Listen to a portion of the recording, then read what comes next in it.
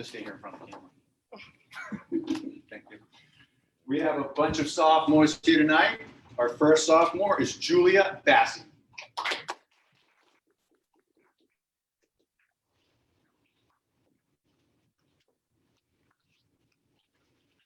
Our next is Anna Connors.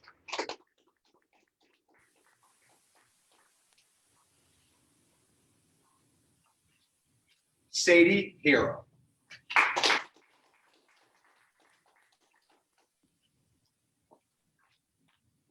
Annika Nowak.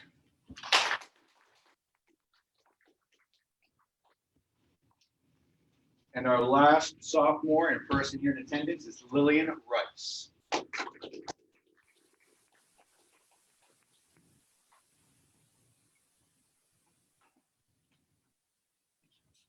For our kids that are not here in attendance, we would like to recognize them certainly.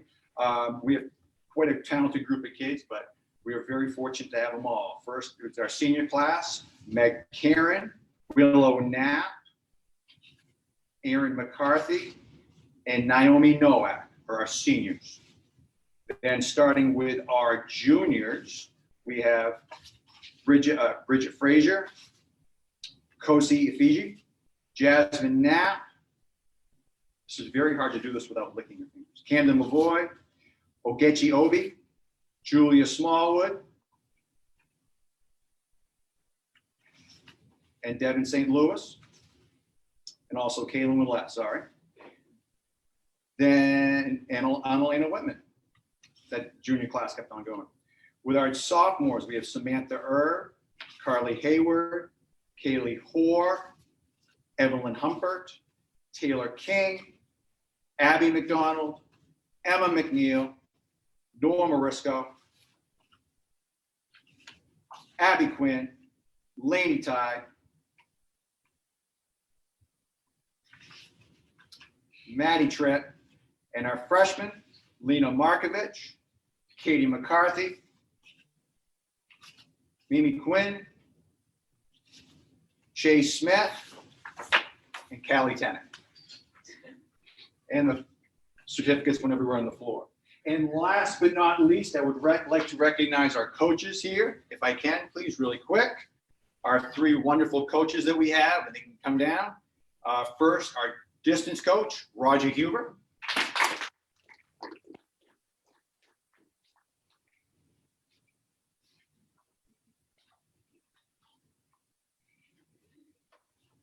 Our second distance coach is Lindsay Hackett.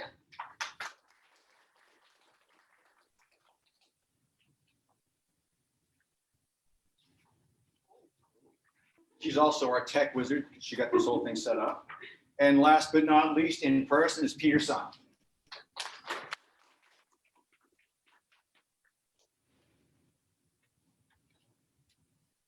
We have two coaches that are not in attendance tonight. That's John Holyoke and Garrett Johnson. And thank you again for having us, everybody. Thank you. Well, don't leave yet, Coach Mosca, because we would also, the Bangor School Department and the Bangor School Committee would like to recognize you as the Maine Girls Track and Field Coach of the Year for 2021. Congratulations. Thank you. Is this your second time in getting this? Yes, it's just, thank you. It means it's a team award, and it means I'm just part of a very special group of coaches and athletes. And I'm just very grateful to belong for the ride. So thank you very much. Thank you, everybody. Thank you. I think we have a comment. So. Yes, Member Hassanen? Yes, hi, can you all hear me? So first and foremost, congratulations to this wonderful team. It was exhilarating watching the girls compete and the boys, the camaraderie, the professionalism, the sportsmanship. It was all wonderful. And that's a testament to great coaching. Thank you to Coach Mosca, not just as a school committee member, but also as a parent. You went above and beyond. And I watched you not only take care of my children, Adam and Maya, but also all of your team members. So thank you for being such a wonderful coach. Adam cried the last day that he was there at the meet. And I think, again, that's a testament to your great coaching. Thank you. And thank you to all the great coaching staff as well. I appreciate it. Thank you very much. Thank you for your kind words. Thank you. Member Mundell. Hi, Coach Mosca. Congratulations on a fantastic feat that you've completed, and to the girls, many of whom I know. And I just wanted to say that my daughter made it through her first 2 years of high school on the track team. And it was only after 2 years that she admitted to me that she hated running. And so I said, "So why are you doing track?" And she said, "I just love the coaches." And so she had a fantastic experience just working under you, and learned a lot. And I thought that was kind of a cool testament to what you all do with your kids. So thank you, and congrats again. Thank you. Thank you very much. Thank you, everybody. And I'd like to add my congratulations. What an incredible tribute to our city and our town, the talent that we have in our coaching staff and our students. And I know that those two seniors in the room are going to go on and do some phenomenal things. And I look forward to being able to congratulate you all next year in person, where you completely take over this space. So thank you all, and have a wonderful, restful summer. And hopefully we'll be running on that track next spring. Looking forward to it. Thank you. Okay. So do we have any adjustments to the agenda? Yes, I would like to add D1A, the PCHC School-Based Health Clinic. In your notes, my recommendation will be different, as I am asking for approval to allow construction to begin this summer, not approval for the clinic, which has already been granted. So moved. Second. Any discussion? Seeing none, all those in favor? I want nothing. Okay, and do we have any public comments today? Is there anybody online that would wish to add a public comment?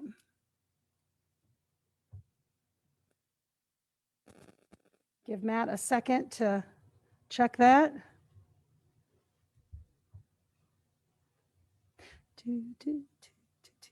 Okay, so, oh, here we go.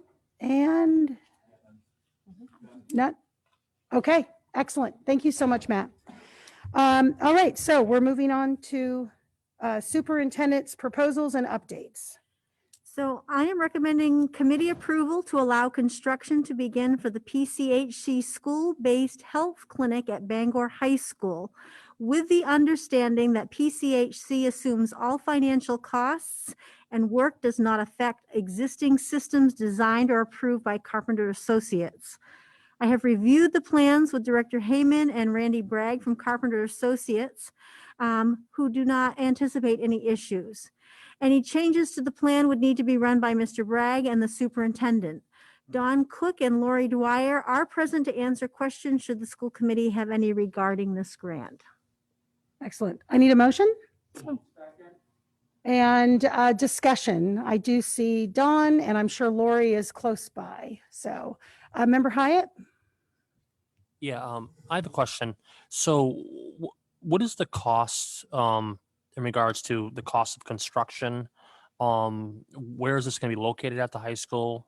The cost, how much it's going to cost, and also where the money's coming from, and also the location at the high school where they're going to be, where they're looking at putting this clinic.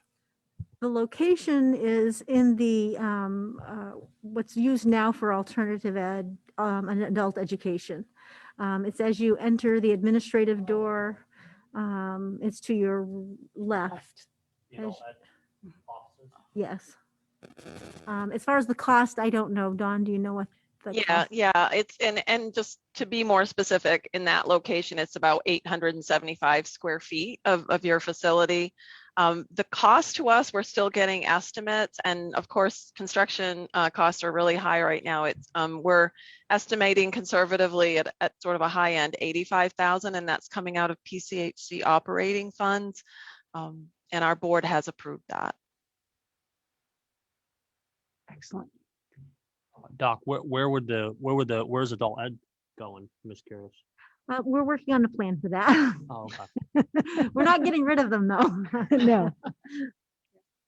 That's a wonderful, that's a really great central location. So that's very exciting. Member Hassanen? And I may have missed this from previous discussions. I missed a couple of school committee meetings, but what would this entail exactly in terms of clinic operations and such? Oh, put it in a nutshell if I can.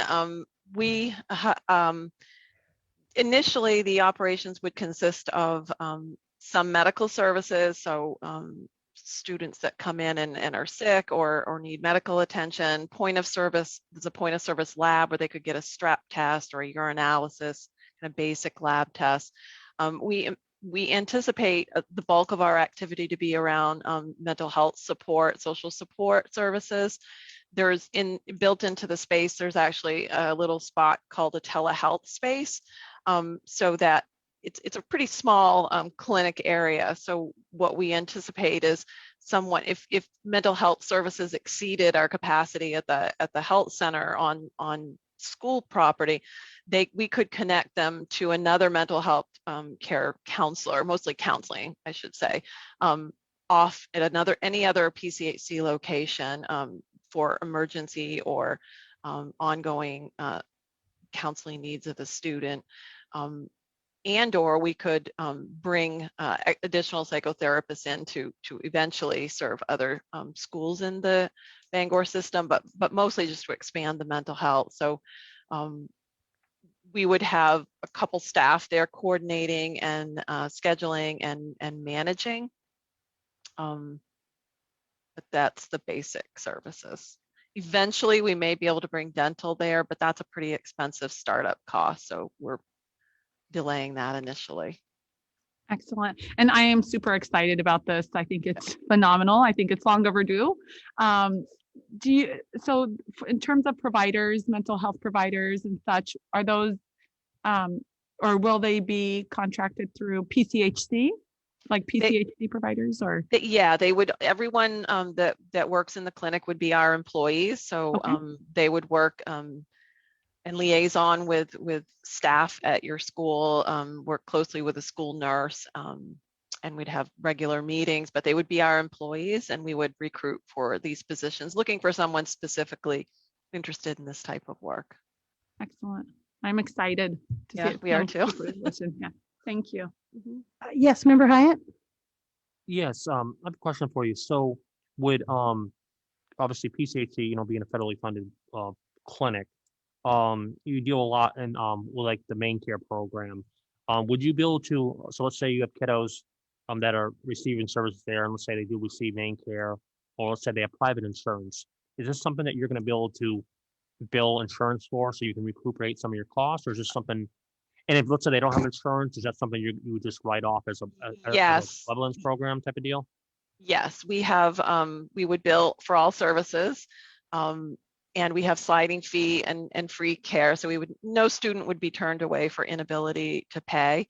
And we also have what we call confidential services. So if there was a reason that they didn't want the insurance billed, we would withhold that. But yes, that's our sustainability plan outside of grants, is to be able to bill for services. Excellent. And Dawn, if I could ask a quick question. So there will be, if a student wants to come and see you, will they just come into the office? What happens if they start at the nurse's station? Does the nurse or the front desk say, go directly to the PCHC center, and then that's funneled directly to you? There's an annual enrollment process. So we would work with the school to get parents to read and understand what the services are that we offer and authorize their children to use the services. And then they could just directly come in. in between classes or during or schedule time with us. It may be that they go to the nurse and the nurse refers them to us. If someone needs us for a medical services and they're not enrolled, just like we do in our Brewer School, we would work really hard to connect with the parent and get a verbal approval for treatment. Fantastic. Thank you so much. And it's good to see you. Thank you Yeah. for joining us. Yeah, my pleasure. Member Hassanen? And just one more question. So this does not take place, obviously, in place of a pediatrician's office, for Right. example, for our students. This would be just like a supplemental service, correct? Yes, yes. The idea is to keep them in school and not have them have to leave to tend to minor things. And so again, the mental health may or may not be something they do long term, but for their primary care services, we would communicate closely with their PCPs if it's not already us.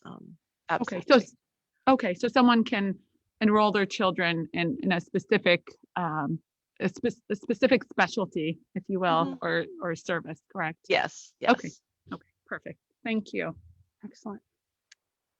Seeing nothing else, all those in favor? And the motion passes. Thank you very much for joining us, Dawn. Thanks. Have a Good good to see you evening. again. Bye-bye. Bye. Okay, so do we have any other action items, Dr. Harris-Smedberg? No more action items. Fantastic. Informational items. I have the Director of Business Services, Jerry Heyman, will join us. He'll provide you with an update on the radon testing that was completed at all schools. You should know that we received a $57,000 grant, which paid for all of the schools to be tested. So Director Heyman. Yes, thank you very much. So several months ago, I noticed in the news an article that talked about schools in the area not receiving radon testing and how potentially dangerous it was. I started looking into it. I got a full of Goodwin environmental testing, which the Bangor School Department has used in the past. And then I reached out to John Dyer, who works for the state of Maine. He's a coordinator for the radon program, which I did not know existed, but it does. And he was nice enough to introduce me to the grant program. We applied and we were awarded a scholarship which would cover all of the grants.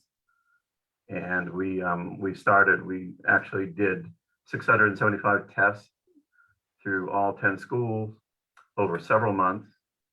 And the results were incredibly positive. We actually only had one reading out of all of those that were above the limit, and that was at Bangor High School. It's in a basement boiler fire pump room. There's nobody goes into that room unless there's an emergency with those systems. There's no storage in that room. So I've since met with Carpenter Associates and Goodwin Environmental to come up with a solution to that one room.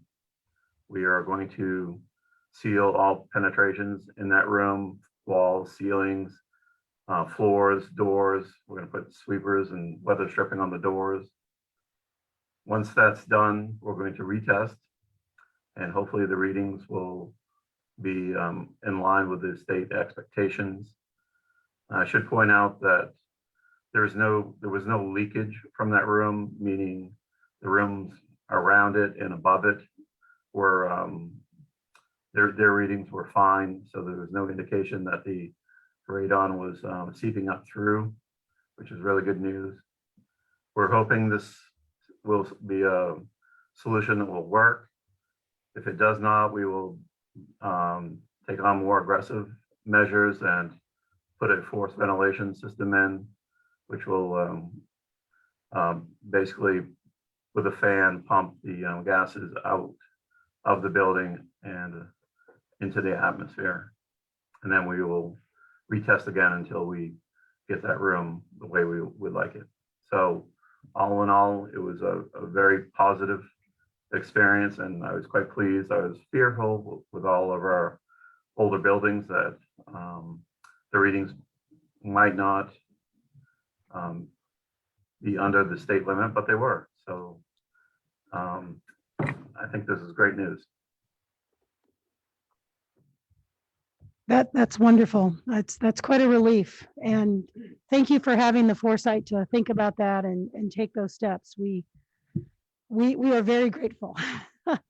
Are there any questions from the committee? Okay. Thank you very much for joining us. You're welcome. Thank you, Jerry. We have a report of reassignments. I'm reporting the following reassignment for the 2021-2022 school year. Danae Johnson from .5 pre-K teacher at Vine Street to kindergarten teacher at Downey School. Her name may sound familiar. We have just hired her, but she was hoping for a full-time position. So she interviewed again and dazzled them again. So she's moving to Down East. Excellent. And a report of resignations. I'm reporting the following resignations for the 2020-2021 school year. Megan Granditz Griffin, grade 1 teacher at Down East School. Nicole Luce, special education teacher, Bangor High School. And Donald Stanhope, grade 7-8 science teacher at the William S. Cohen School. We wish you all the best of luck. And my children have had Mr. Stanhope, so we wish you the best in your future next steps. Business action items. I'm recommending approval of the draft minutes of the June 9th, 2021 regular school committee meeting. I need a motion. Second. Discussion. Member Mundell. Yeah. As you all know, I'm deeply invested in transparency on the school committee, and I believe the minutes don't adequately reflect the discussion that occurred at the meeting and the import of the issues at play for the Bangor schools. So I would like to make a motion to amend the minutes to reflect the following. Member Caruso stated that Member Mundell demonstrated, quote, failed representation of the school committee when Member Mundell abstained in the Spruce meeting to vote to make Dr. Webb the indefinite leader of the Spruce program. Member Caruso asked Member Mundell to explain her vote. Member Mundell explained her vote as follows. It was her understanding that a superintendent of one of the regional school districts is to be the Spruce director. Dr. Webb is not currently a superintendent. Member Mundell further stated that it was her responsibility to vote in the best interests of the Bangor School Department. Member Mundell stated that it is in the Bangor School Department's best interest to maintain the oversight of the Spruce program under the new BSD leadership. We need a second. Discussion on the amended motion for the minutes. Yes, Member Hyatt. Yeah, I think Member Mundell's amendment to the minutes is appropriate. I think it does reflect the exchange that happened between Member Caruso and Member Mundell, and I think it should be documented in our minutes. Thank you very much, Member Hyatt. Seeing nothing else, all those in favor of the amended motion to the minutes? Those opposed? And those abstaining? And the motion passes. Do I have to go back and do anything with the first motion? I don't believe so. To pass the original minutes. So I think That the amended one is what we Okay. passed. just checking. And we have a financial report. I'm recommending the following I'm recommending approval for the June bid and quotation report. And that's basically the bid for paper. Need a motion? Second? Any discussion? Seeing none, all those in favor? Nobody, motion passes. Personnel. I'm recommending the following teacher nominations for the 2021-2022 school year with a one-year probationary contract. Caitlin Dolliff, science teacher, Bangor High School. Dawn Bestwick, special education teacher at Bangor High School. Jameson Block, special education teacher, Bangor High School. Jacob Gebhardt, music teacher at Dowdy and Cohen School. Daniel Magus, grade 7-8 science teacher at William S. Cohen School. Gabrielle Burgoyne, grade 5 teacher at Mary S. Snow School. Emma Rappaport, special education teacher at Fruit Street School. Patricia Haffener, grade 2 teacher at Abraham Lincoln School. Ashley Sherry, grade 1 teacher at Down East School. And Paige Carteret, special education teacher at grade 3 schools. We're waiting to determine how we're going to best play that position out. I have to say, I feel really confident with the hires we've made, and I want to commend the principals for working so hard and finding such high quality candidates. I have interviewed them all, and I have been like, oh yeah. So Excellent. not to sway you, but I need a motion. And any discussion? Yes, Member Mundell. Yeah, I just had a quick question. Do you have a sense of what turnover has been like this year in comparison to prior years? It's been about the same, really. It seems like we have a lot. I have been trying to push them so that we can get a lot of them hired now. Special education has been, it seems higher because remember we're adding a couple programs.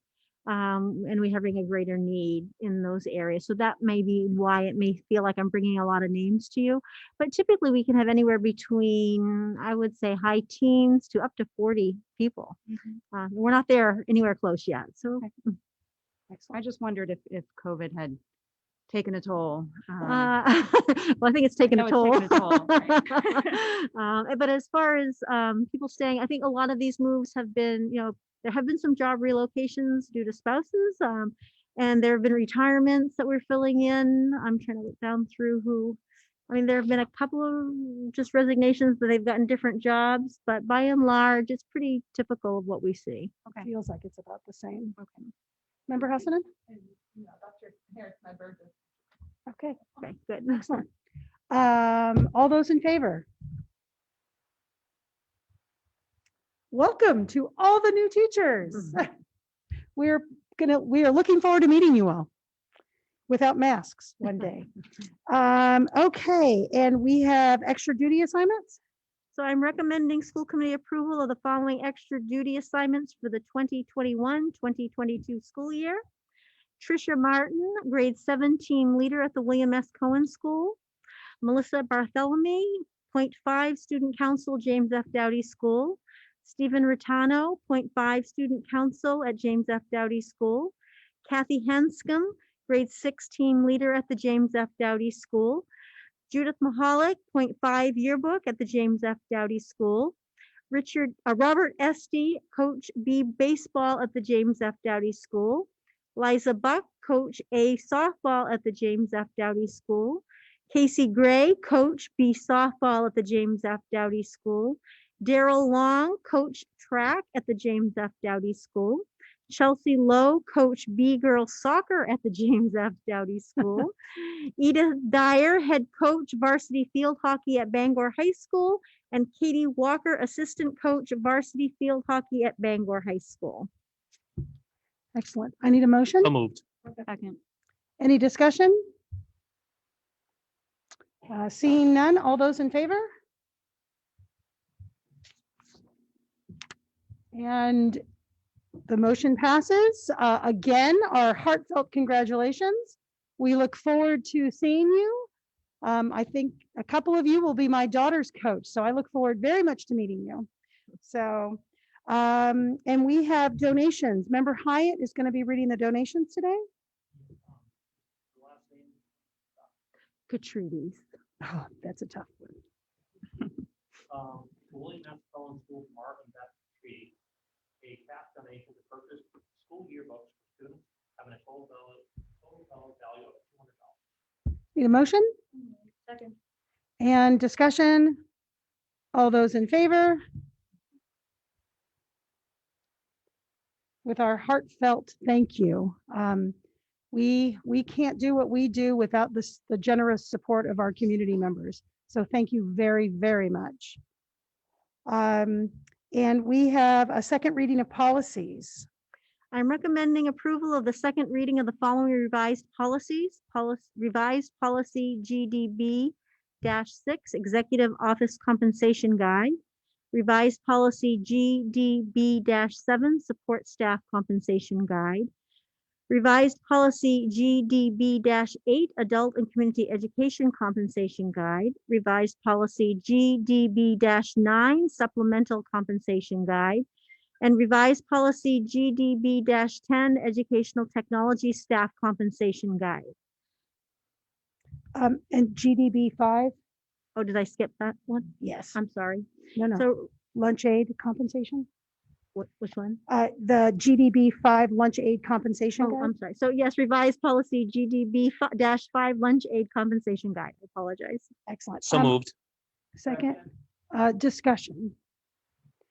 And Dr. Harris-Smedberg, if you could just brief the committee super quickly, these are mostly earned pay. Yes, their pay increases. So they're adjustments to what their expected cost of raises are. So yeah, I would recommend that unless you want to go separately. Okay, all those in favor? And the motion passes. Excellent. Do we have any introduction items? Could I just make one comment? I just want to give you a heads up that there will be more policy changes coming because the adoption of the federal holiday Juneteenth. However, this will only affect employees who are employed June 19th. So we have to go through the policies to determine which ones are impacted. And then I'm also seeking legal counsel because sometimes the end of the school year, they would qualify for it and sometimes they wouldn't, so knowing how to write it correctly. So that's why it wasn't brought to you right now, but it will. That will be with Superintendent Tager. But I'm working on it. Thank you. And committee updates. Do we have comments and questions from the committee? Yes. Sorry, Member Surratt.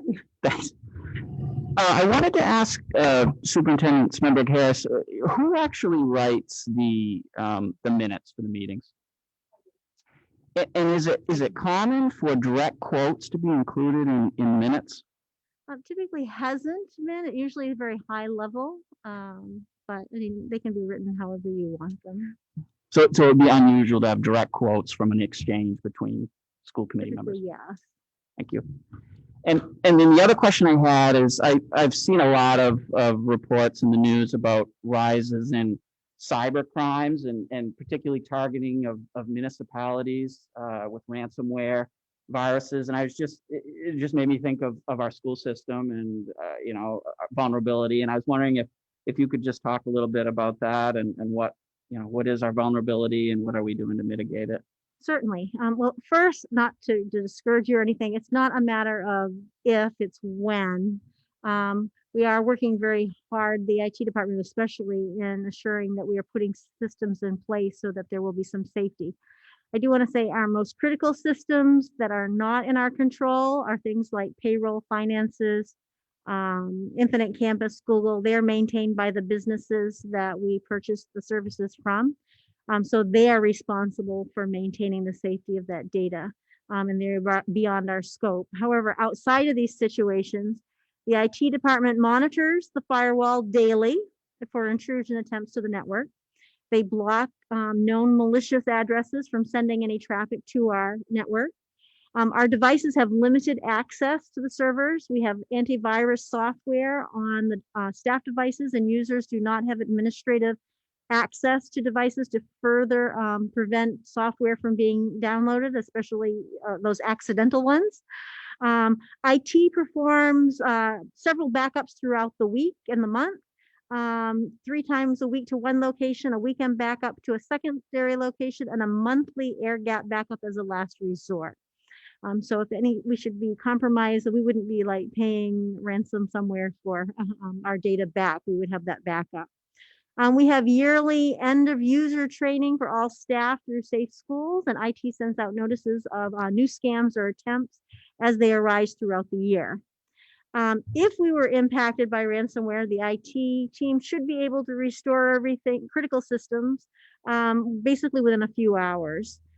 Some things would take longer, and we cannot protect anything that is saved by staff that they just save it on their desktop, and that would not be safe. So people that keep all these folders on their desktop, that would be lost. But anything that is saved to our server or any backup systems should be restored.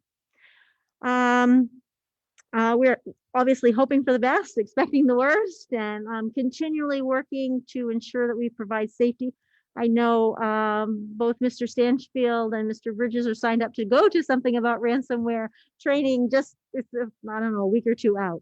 And I do have Director Stanchfield here if you would like to ask further questions. Okay, we're doing our very best and feeling like we're cautiously optimistic that we have a good plan in place, but we do know that they're very crafty in how they go about trying to get information, which is sad, but. Yeah, I think that's just good information for the public to know. Yes. Thank you. Thank you very much for that, Dr. Harris-Medberg. I'd also like to, I'd like to say a big congratulations and thank you to Paul Butler, Heather Hopkins, and the entire team that worked tirelessly to bring about the most amazing graduation. It was incredible. It was so well orchestrated. The timing was great. The weather was great. It was well done. So hats off to the entire team there for that work. I know it was an exhausting day, and particularly Eric Hutchins, who was there from, I think, sunrise to at least 1:30 in the morning. So thank you very much on behalf of all of the parents and the students for making that an incredible experience and something that will be remembered. So yes, Member Hassanen? Yeah, can I echo that as well? Because, I wasn't sure about, I really wished it was in the Cross Insurance Center initially. And then while we were out there, I think unanimously, I didn't hear one complaint. I think everybody had such a phenomenal time. So congratulations to the entire team. It was a very memorable day. It was wonderful. And I now think that we should have it outside. I know. I think it was beautiful. So, yeah. Actually, well done. Principal Thank you. Butler is actually considering moving it to Cameron Stadium. So then you'd have the You'd be able to see. height from the seating. So Yeah. Yes, Member Mundell. Yeah, I just want to agree with everything that's been said. It was really a phenomenal day, and I was worried about it being outside, but I mean, you would never know that there was no rehearsal and that this was the first time it was ever done this way. So I just want to commend Mr. Butler and Ms. Hopkins for everything you did, and Mr. Hutchins, everybody. It was really fantastic. So Yeah. yes, the It teachers. was wonderful seeing the teachers on the bleachers and their matching shirts and appropriately social distanced, of course. And they were just, it was just incredible. Yes, Member Hyatt. So I'd like to acknowledge Eden as our interim superintendent. A week from today, we'll have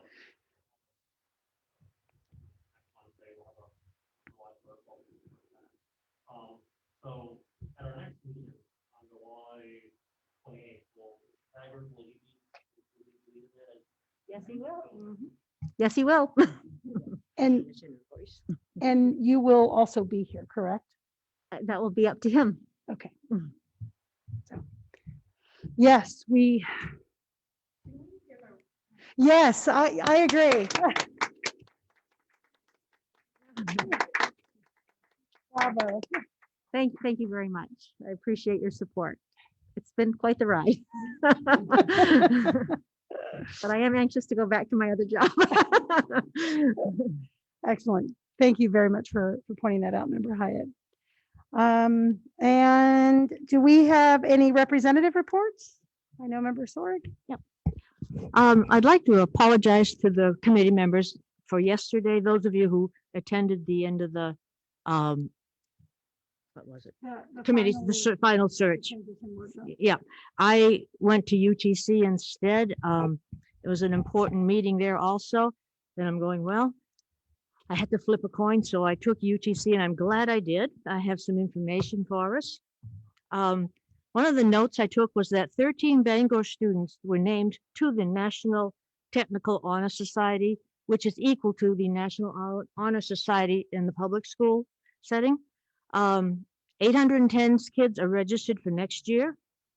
Enrollment in business management and health education are double to 80 students in each program. That's maximum. Over the last several months, several staff members have retired.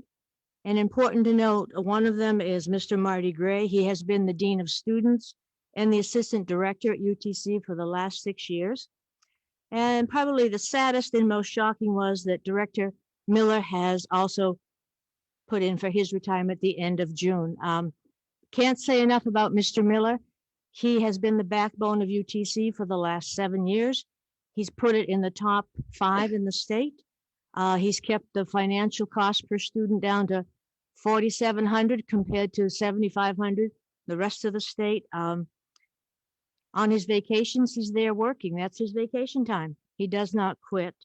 So he is going to sadly be missed, and he has enjoyed working with all the schools and the superintendents and principals. In the meantime, we had a nomination and recommendation to add an interim director, and we chose Mrs. Amanda Peterson. She's just recently been the CTE Teacher of the Year for the state of Maine. And she's also I think she has 3 degrees in education, 1 in business management. She's well qualified for the position. She's been at UTC 7-8 years. So I think we're in good standing with her. She's going to do it for 1 year, and then we are going to go through Maine School Management like we did here and put out papers for, recommendations for a new candidate to be director. And if Mrs. Peterson happens to like the job, she'll probably be one of the applicants. So we also decided to build a strategic plan. UTC has not had one, and there's definitely a need. So we will be building a UTC plan. So I stayed at UTC. I felt important to say goodbye to Mr. Miller. I've known him for 7 years, and it's just utterly fantastic the work the man has done. So thank you. Thank you very much for that update. Yes, Member Surratt. Yeah, I wanted to mention, I had the privilege of working with Director Miller when I was the UTC rep. He's phenomenal. His passion for working with those kids it can't be matched, and he's touched the lives of thousands of students during his tenure, and I wish him all the best. Member Mundell. Yeah, thank you, Member Sorg, for that report. And I echo, I only worked with Mr. Miller very briefly, but I was really impressed with his dedication and his passion for what he does. And I know he will be missed. I had a question that's pretty impressive that there were 8 students who graduated with the Honor Society, the Tech. 13. Is there a way that we can honor them in the graduation program, or? I think in the past years, I have read off the names here. Dr. Webb had allowed me to read off the names because we only had like maybe 6 or 7. But this year we had 13, which was phenomenal. Plus, we also had several get certificates of work certificate, like a journeyman plumber, a journeyman welder. We also had several get associate's degree from Eastern Maine Community College through the Bridge program at UTC. So it's becoming a phenomenal program for our students to attend. Yeah, I mean, it just strikes me that we acknowledge the regular honors students and a number of other, academic accolades, and just wondering if that would be I something. think Mr. Butler wants to tell us something. Mr. Butler? Hi, Paul. You're on muted. mute. things that we do, and we're pretty reluctant at, and this is a good thing, so don't worry when I start reluctant. In the past, we've been reluctant to have anything substitute for our regalia at graduation, and the thing that convinced me to switch that and to allow other regalia was the fact of students having attained the National Technical Honor Society. And what we allowed to do, I think it's been maybe 3 or 4 years now, I have to go back through Mr. Reed, Mr. Doyle, when we allowed the cords. They have cords that come from having earned, and pins and other things. And since that time, in addition to the Technical Honor Society, other honor societies that represent achievement and accolade at the highest levels, we've allowed to either complement or substitute in our regalia. And so that's a nod to UTC. We'll continue to do that. And the technical program is really important to us. So wanted to at least mention that there's pride in the students having earned it. There's a sense of accomplishment, and there is an honoring in the regalia at graduation. Yes, member Sword? Yeah, Mr. Butler, when you give out the diplomas to the students, do you read off what the regalia is all about? I attended my granddaughter's graduation last Friday down at Bonnie Eagle, and Aiden had several all over her, and they read what each one of those ribbons and regalia were for. Do we do that? Well, they're denoted in the book. I don't know down to the regalia. And as much as we'd like to do those things, I think there's, you can imagine the amount of time it would take down to the individual point of recognition. I'd be worried about losing one, but it's time. Thank you for the comments about graduation. We felt really good about it.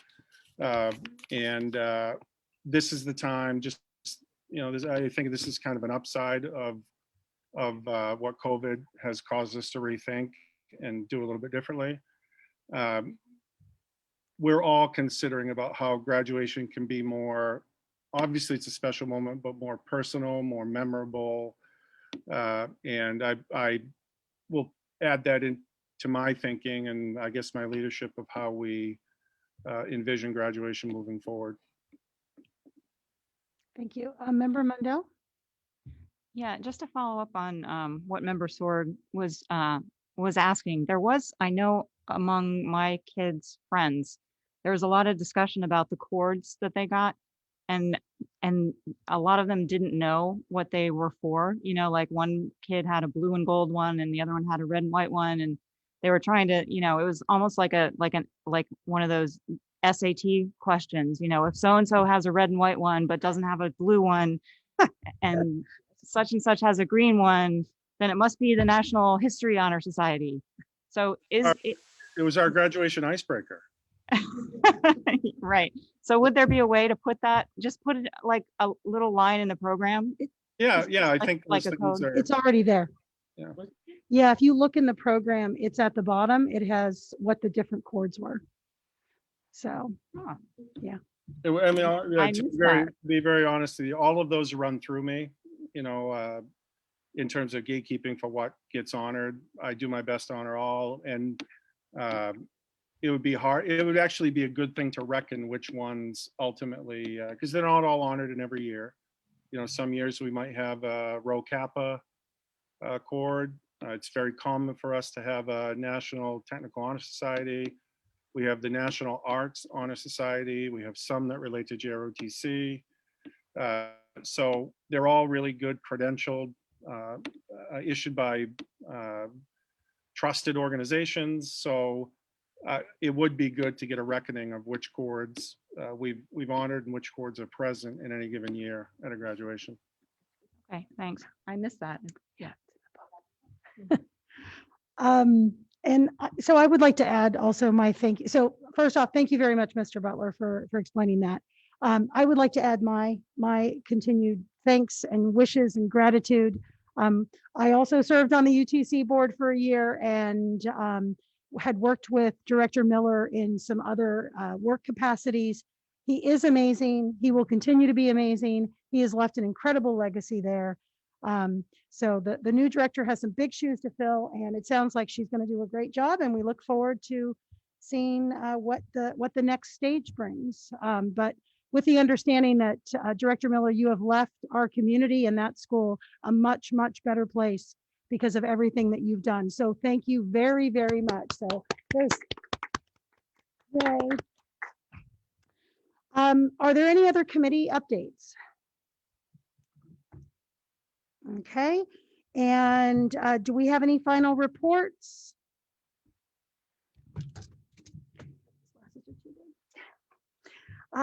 So information items. We have our second reading of the school budget with the city council at 7:30 p.m. on Monday, June 28th. That will be via Zoom, and we will be getting a Zoom link. We would like as many people as possible to attend. You just go to the public link. You just go to the public link. Perfect. Which you can find on the city council site. We have our next regular meeting on July 21st, 7 p.m. here in the council chambers, where we will get to welcome our new superintendent, say goodbye to our interim superintendent, and one wonderful celebration of bringing in Mr. Tager and saying goodbye to Dr. Harris-Medford. Well, good point. And then followed by another school committee meeting on Wednesday, August 18th at 7 p.m. here in the council chambers. Any other questions or comments from the committee? Seeing none, I make a motion that we move for adjournment. So moved. And discussion? No. All those in favor? Okay, the motion passes. I wish everybody a happy summer day. Have a wonderful summer.